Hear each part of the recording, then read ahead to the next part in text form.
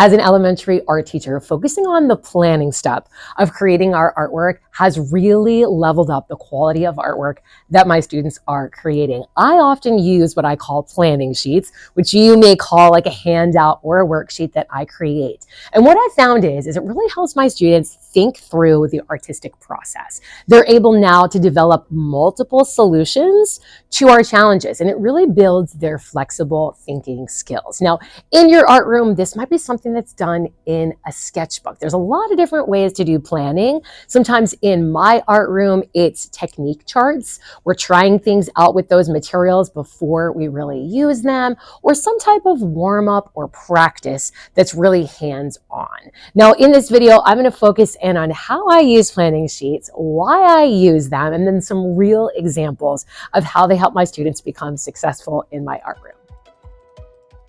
Planning sheets help my students to develop their ideas. Before I use this, not only did all my artwork kind of look the same, but I would have students that would be kind of hesitant to get started on their artwork.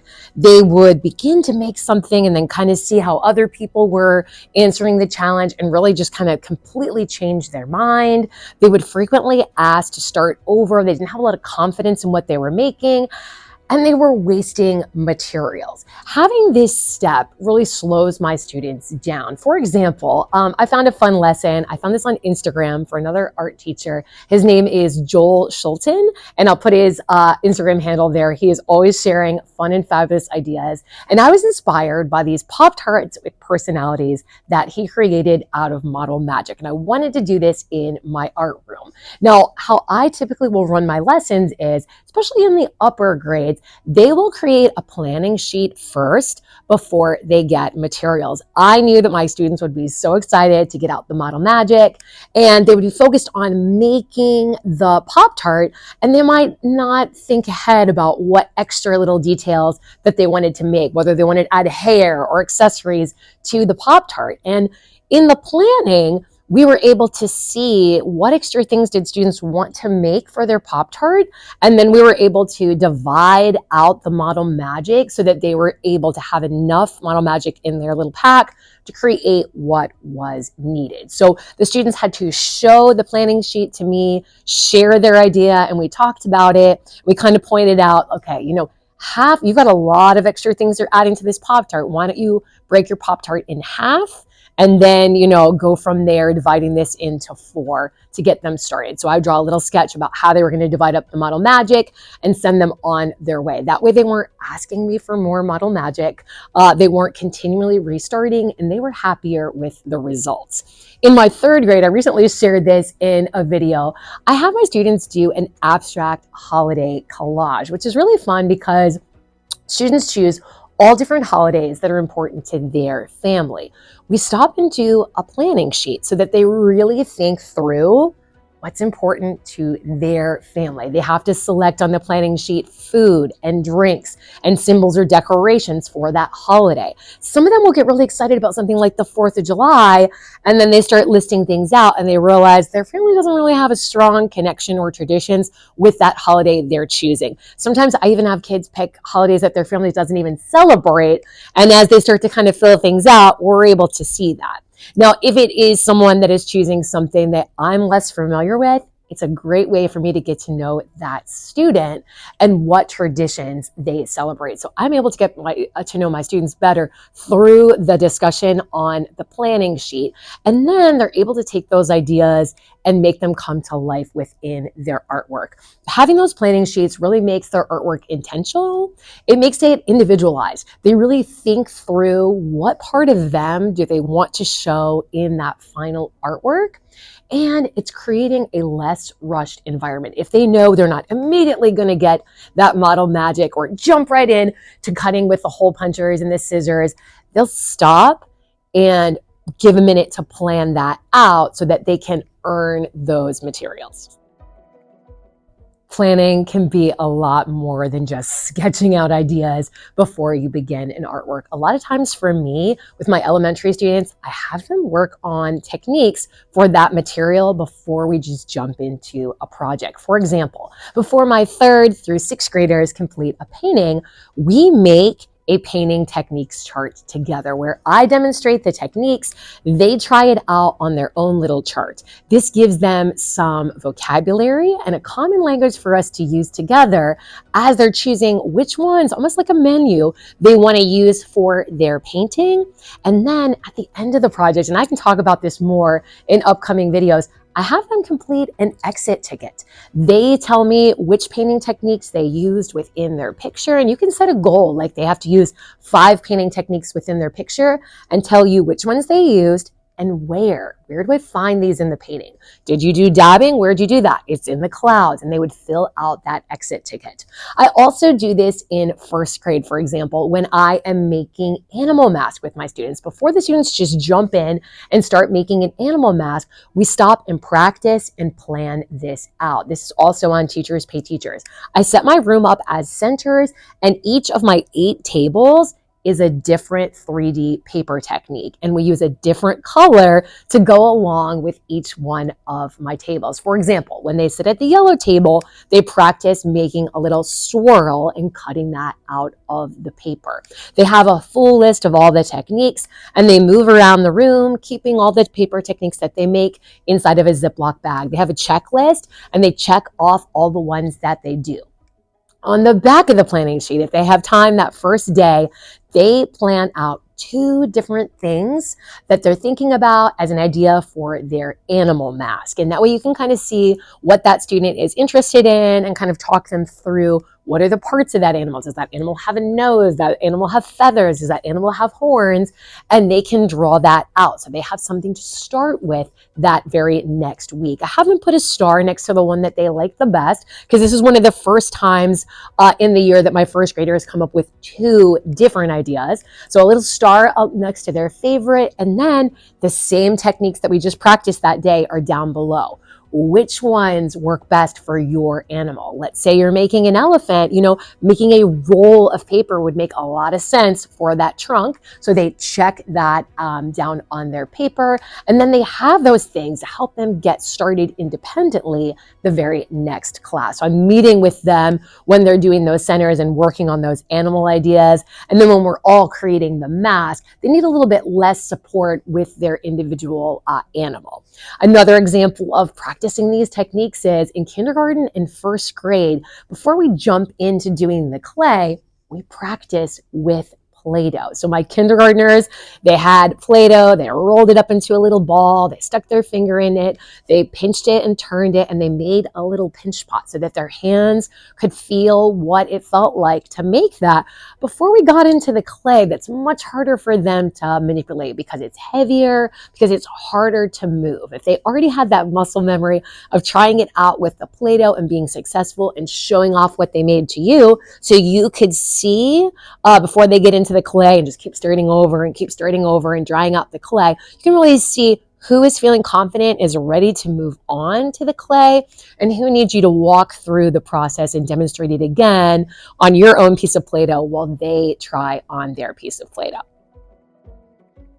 Before I was using these planning sheets on a regular basis, I was going through project after project after project, week after week, and it was really hard for me, especially as a new art teacher, to keep up. So I think planning sheets really help to break up the class periods.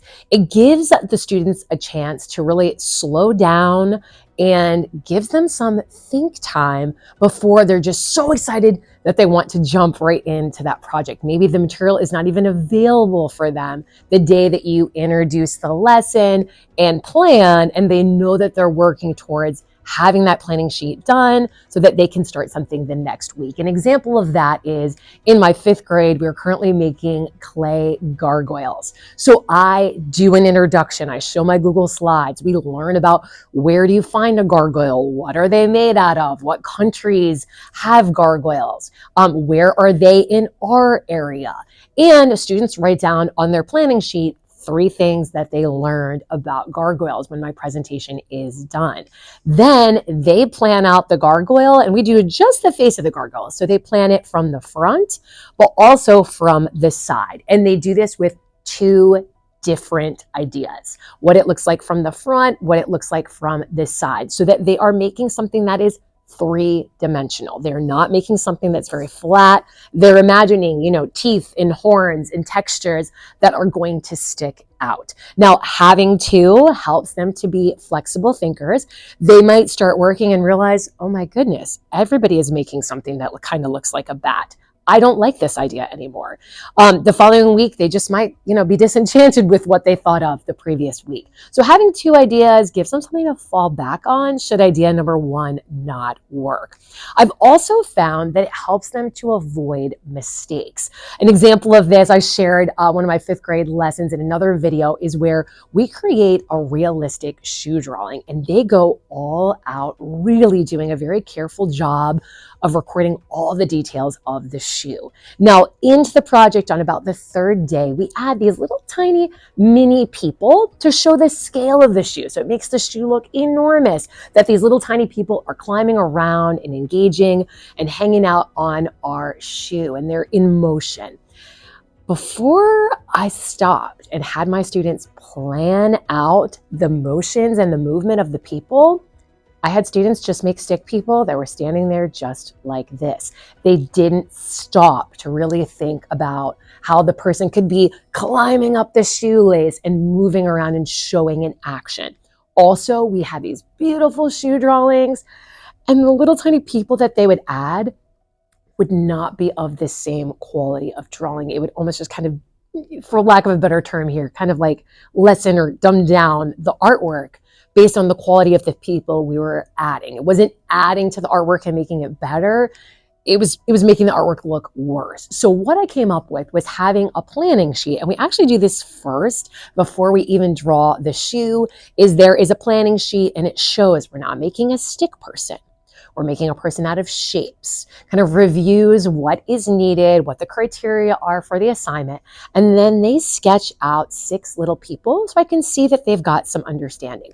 And then they draw the shoe, and then when we come back to the step where they're adding in the people, they're confident. They look back at that planning sheet. We keep that in a table folder for that class. We simply just pass out the folder for that table, and everybody's planning is inside, and they can confidently add those people and level up and finish their artwork.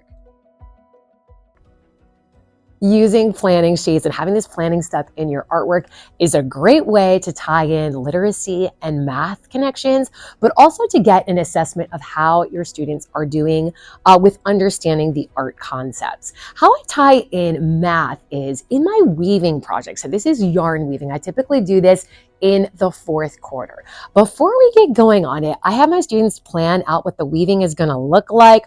Where are they going to use the Ryan knots? Where are they going to have a triangle weave and a square weave? What's the pattern going to look like? They plan it out on graph paper, and then they can plan out the colors as well at that time. Then we take a measurement at the end of class. We might set a goal for the class to begin with. Today we're going to plan out what the weaving is going to look like. By the end of the class, we're hoping that everybody has woven 1 inch on their loom.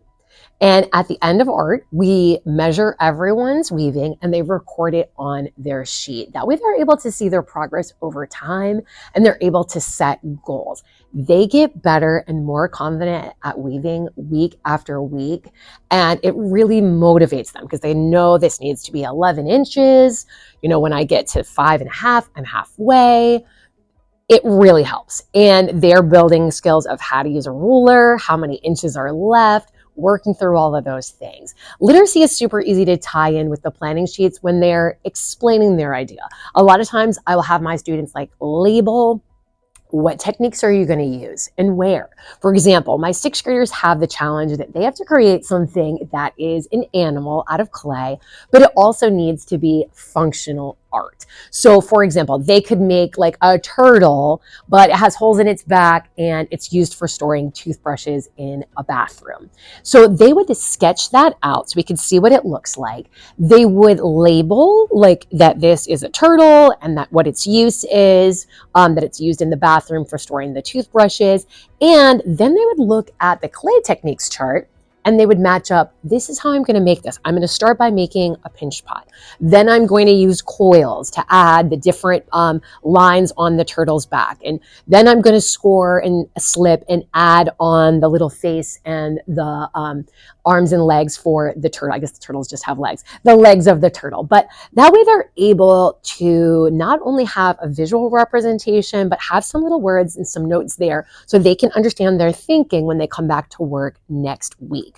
I've found having the planning sheet is a really good check-in for me on their understanding. For example, my fourth graders, they create a painting about a region of Virginia. On our planning sheet, they select that region and they really start to think about what are the products from that region? What are the landforms from that region?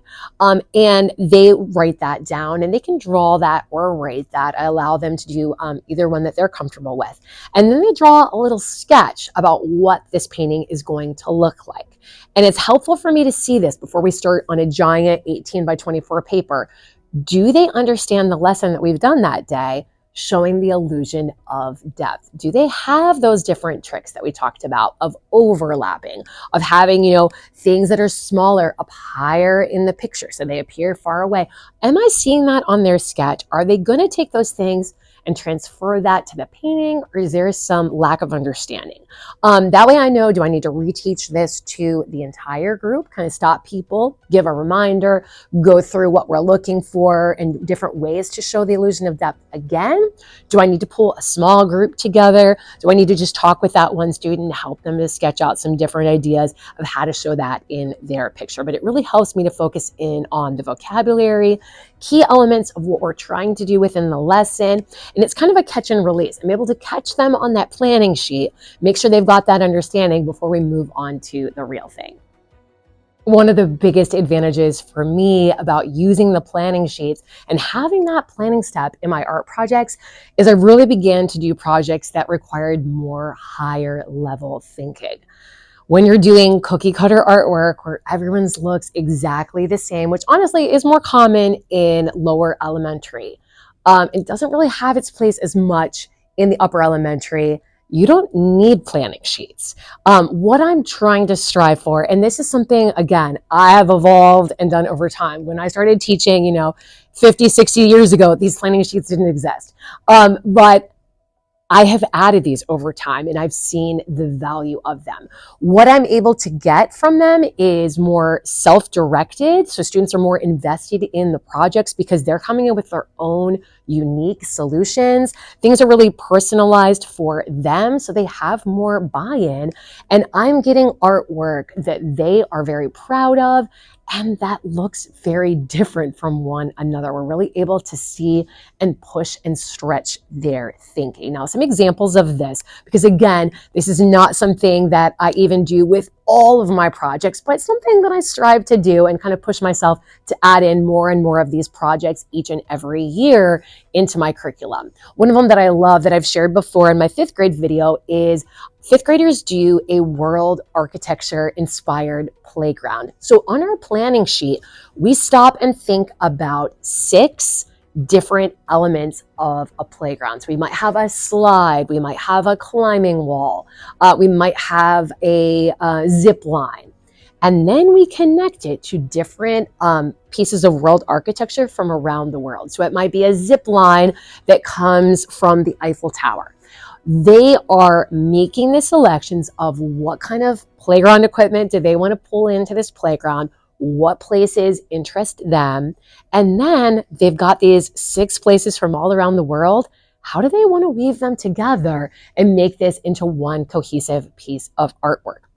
A lot of them, without the planning, drew something really big that they were excited about and then didn't have room for the other elements of it on their paper. So stopping to think through the process really helped to elevate the results that I was getting. Also on that project, we stop and teach marker techniques. So they're not just coloring this in a normal way. They've got some ways to level up their artwork and try out different techniques that would be more appropriate for upper elementary to be taking on as a challenge. In 6th grade, one of my favorite projects is we do an animal self-portrait. So we talk a lot about their personality. We take like a little short version of the Myers-Briggs personality test, and they try to find an animal that has characteristics that are the same as them. So for example, they have to come up with 2 different ideas on the planning technique chart, but one of them could be, I'm as crafty as a raccoon, and I'm doing the head of a raccoon, but it's my human body, and you're thinking about what are you wearing that's showing how you're crafty like a raccoon, and what could you put in the background. My second idea, because I love wearing bright colors, is that I'm as colorful as a flamingo. So I illustrated that as well. So I had 2 different ideas before I jumped in and created this painting. Very connected to my students. They were able to choose the animal. They were able to choose like what they wanted to share about themselves. Are they fast like a cheetah? Do they sing like a bird? Are they as smart as an owl? Those things they got to be self-directed with. So they had a lot more buy-in and excitement about the project. Another one that works out really well with this higher level thinking is my 5th graders do an abstract character collage. And before we jump in and even pick a character, are you doing SpongeBob? Are you doing Super Mario? I teach about abstraction and we plan that out. So there is a techniques chart with all the different abstraction techniques, and they have to take a simple object like a piece of pizza, a pencil, and they have to show that they understand the abstraction techniques before we try to do this with a character. So there's actually 2 planning charts on that project where they plan out those abstraction techniques, kind of check in with him. Okay, you know what you're doing now. Now try this with Olaf. What does Olaf look like when he's morphed into a puddle? What does Olaf look like if he's fragmented and broken into pieces? And that way they are better able to independently create high quality artwork from doing a little bit of guided practice and having a little bit of feedback from me on those beginning steps. I love using planning sheets in my art room because it helps my students to slow down. It gives me a chance to give them some feedback on their artwork. They're able to engage deeper and make connections to their artwork, and we end up with higher quality, higher level artwork in the end. Don't be intimidated with this. It's definitely something that I just dipped my toe into at first and then have added more and more over time. I do begin this in kindergarten and 1st grade, just on several projects, giving them the opportunity to do a little bit of guided practice as they go. So when they get into like 3rd, 4th, 5th, 6th grade, doing this planning on every single project is just part of how it goes in art. It's part of the process. If you'd like to know more about how I structure my lessons and do other parts of the lesson, make sure you like this video, and I'll see you in my next one.